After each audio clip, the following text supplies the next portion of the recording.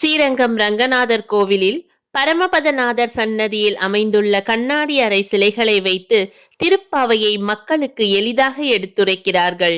அவ்வகையில் இன்று திருப்பாவையின் 19வது பாடலான குத்து விளக்கேறிய கோட்டுக்கால் கட்டில் மேல் என்ற பாடல் மார்கழி 19வது நாள் அரங்கேறியது. அதன் பொருள், குத்து விளக்கேறிய யானை தந்தங்களால் ஆன கட்டில் மேல் மிருதுவான பஞ்சினால் செய்யப்பட்ட மெத்தை விரிக்கப்பட்டுள்ளது. அதில் தலை வைத்து கண் மூடி இருக்கும் மலர் மாலை தரித்த கண்ணனே, நீ எங்களுடன் பேசுவாயாக.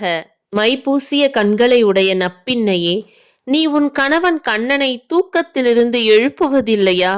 காரணம், கனநேரம் கூட அவனை பிரிந்திருக்கும் சக்தியை இழந்து விட்டாயா? நீ இப்படி செய்யலாமா?